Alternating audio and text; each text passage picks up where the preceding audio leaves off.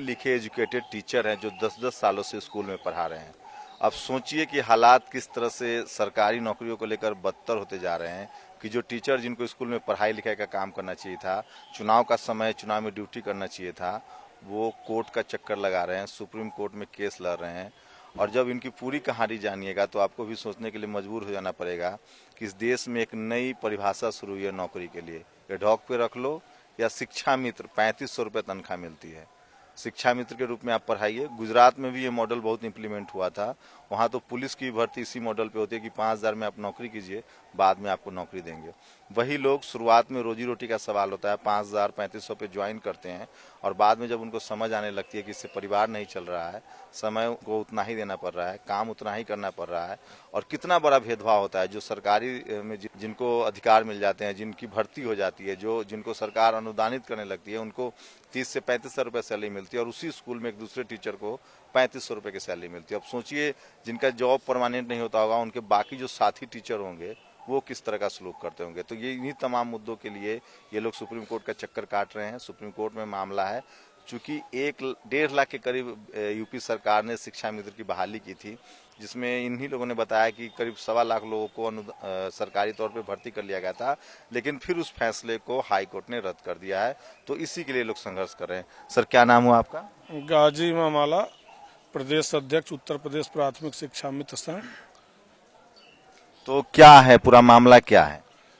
ये उत्तर प्रदेश में लगभग 2 लाख शिक्षा मित्र नियुक्त हुए थे। कितनी तनख्वाह पर? 2250, शुरुआती दौर में 2250 दिया जा रहा था। समय समय पर अलग अलग तरीके से इनको परमानेंट, और उनके लिए बेसिक जो मिनिमम क्वालिफिकेशन थी वो कितना था, जो 2200 रुपए या 3500 रुपए जिनको मिल रहे हैं? स्नातक प्लस बीटीसी, ये क्वालिफिकेशन आज सारे शिक्षा मित्र के पास है। उसके बाद भी अलग अलग तरीके से इनको नियुक्त किया गया है। प्राथमिक विद्यालय में पहले 10% बीटीसी, विशिष्ट बीटीसी में वेटेज दे करके कुछ शिक्षा मित्रों को टीचर बना दिया गया। बाद में 14 जनवरी 2011 को एनसीटी द्वारा एक पत्र जारी किया गया उत्तर प्रदेश सरकार को कि इनको 2 वर्षीय दूरस्थ बीटीसी के माध्यम से इनको बीटीसी करा करके इनको शिक्षक बनाया जाए। उस पत्र के आधार पर एनसीटी एमएचआरडी के नियम के आधार पर इनको 2 वर्षीय प्रशिक्षण करा दिया गया। उसके बाद इनको राज्य सरकार द्वारा लगभग 1,70,000 हैं, उसमें 2 बैच में 1,37,000 शिक्षा मित्रों को परमानेंट टीचर बना दिया गया, जो परिषद में पढ़ाते हैं। उनका योग्यता स्नातक प्लस 2 वर्षीय बीटीसी है। और ये आरटी एक्ट लागू होने से पहले ये शिक्षा मित्र के रूप में, अनटेन टीचर के रूप में ये काम कर रहे थे। नहीं, तो जब आपको सरकार ने भर्ती कर दिया, फिर तनख्वाह भी बढ़ गई, फिर उसके बाद क्या हुआ? माननीय हाईकोर्ट में कुछ बीएड योग्यताधारी थे जो नियम में नहीं आते हैं, जिनका मात्र 6 महीने का ट्रेनिंग करा करके वैसे ही गलत तरीके से उनकी नियुक्ति है। उस नियुक्ति के खिलाफ सुप्रीम कोर्ट में जगबीर भाटी बनाम उत्तर प्रदेश सरकार से रीट संगठन के तरफ से डाला गया है। उसकी सुनवाई आज थी। अगर सुनवाई हुई होती तो माननीय, तो आप तो सुप्रीम कोर्ट में आए हैं ना, हाई कोर्ट के जज का क्या फैसला था? उन्होंने रद्द कर दिया उन भर्तियों को। उन्होंने कहा कि यह 16 का या आरटी एक्ट में जो संशोधन है उसमें स्पष्ट नहीं हो पाया था हाई कोर्ट में कि एनसीटी का जो पत्र जारी किया गया है वो सही है कि गुमराह करके किया गया है।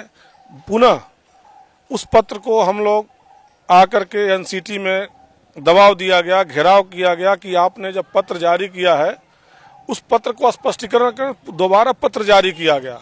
देखिए, ये कुछ टेक्निकल मामला है, हाई कोर्ट में मामला गया होगा। जो बीएड किए हुए थे टीचर, उन्होंने डाला होगा, चूंकि जो अमूमन जो भर्तियां होती हैं इस तरह से, उसमें पक्षपात के भी आरोप लगते हैं। लेकिन सबसे जो मौजूद सवाल है, जो बड़ा सवाल है कि आप भर्ती करते हैं टीचरों की और 10-10 साल, 12-12 साल, 5-5 साल, 7-7 साल सेवा लेते हैं और एक बहुत ही कम न्यूनतम आमदनी होती है उनकी।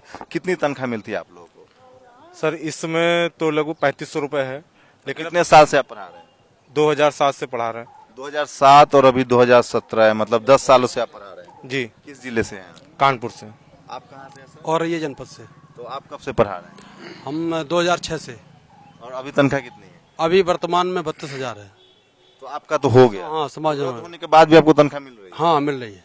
आप स्टे मिल चुका है, हमें स्टे मिल चुका है। और ये जनपद से तो आपकी क्या स्थिति है? हमको भी इतना ही मिल रहे हैं। 32,000। आप लोग 35 जनपद देवरिया से हाथ उठाइए। 3500 वाले हो रहे हैं। 3500 सुल्तानपुर जनपद पंकज कुमार सिंह। आप लोग 3500 पढ़ा रहे हैं। 2002 से सर, मतलब कितने साल हो गए आपके? 2002 से 2017 चल रहा है। 15 साल। हाँ। आप कितने वाले हैं? हम सब 32 वाले हैं। अच्छा, आप सर? मैं वाराणसी से हूँ हाँ। और मैं 2005 से पढ़ा रहा हूँ। आज भी मुझे 3500 मिल रहा है।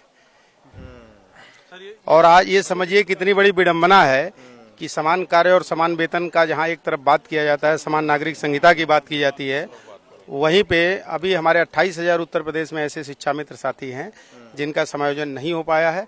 और आज भी वो 3500 रुपए में कैसे गुजारा चलता होगा? ये तो तो बहुत आप मुश्किल। कल्पना कर सकते हैं कि कैसे गुजारा होता होगा। कि तो आप लोग भी बदले में कहते हो कि ठीक है स्कूल आए बैठ के चलेंगे, 3500 लिए पढ़ाना। इसके बावजूद भी ये मैं बहराइच से हूँ और हमारे यहाँ जो है स्नातक प्लस बीटीसी ट्रेंड जो कंप्लाइंस नहीं हो पाया, लगभग 850। एक बात बताइए मास्टर साहब, जो सरकारी भर्तियां होती थी पहले, जहां तक मेरी जानकारी है, उसमें पेपर देने होते थे, इंटरव्यू होता था कि नहीं मुझे एग्जैक्ट नहीं पता है क्योंकि मैंने कभी दिया नहीं है। तो उसके बाद टीचर की बहाली होती थी। जो ये शिक्षा मित्र वाला जो कंसेप्ट है, इसमें मुखिया जी, जिला पंचायत, सरपंच साहब जो है अपने रिश्तेदार, बहू, पुतो, बेटी, भतीजा सबकी भर्ती कर देते हैं। हम बता रहे हैं that's was at that time government terms और दिस टाइम गवर्नमेंट टर्म्स। उस समय गवर्नमेंट की जो नीति थी उस समय वो भर्ती हुई। इस समय जो मैं सिर्फ जानकारी के लिए कह रहा हूँ। देखिए भाई, ये तो सच है, मैं आप लोग के साथ हूँ। 3500 रुपए पर काम करवाना बिल्कुल अनैतिक है, चाहे वो कोई भी काम हो। लेकिन मैं इस बात को कह रहा हूँ कि एक सामाजिक परसेप्शन तो है कि सरकारी स्कूलों की स्थिति की, पढ़ाई लिखाई की स्थिति जो है वो खराब हुई है। अब खराब स्थिति हुई तो मैं तो एक दोनों पक्ष रखिए, आपकी समस्या मैं समझ रहा हूँ। क्या कह रहे हैं? अगर कहीं मेरिट के आधार पर कहीं कोई विवाद रहा है, जैसे कि आप प्रधान जी का या किसी जिला पंचायत का बता रहे हैं, तो उसकी सुनवाई जिलाधिकारी के यहाँ हुई है। अगर जिलाधिकारी के यहाँ भी कोई संतुष्ट नहीं है कि मेरे चयन में मुझको पीछे छोड़ा जा रहा है, तो हाई कोर्ट से भी उनके डिसीजन हुए हैं।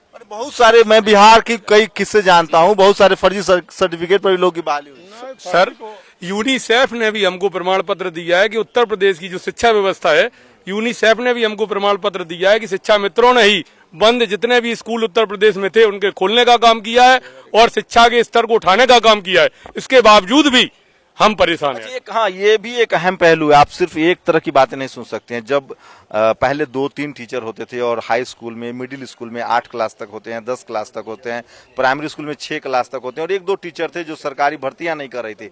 बाद में शिक्षा मित्र के जरिए कई टीचरों को बहाल किया गया। उसे हो सकता है ये बात सच हो, मैंने ग्राउंड पे जाके देखा नहीं है, लेकिन हो सकता है कि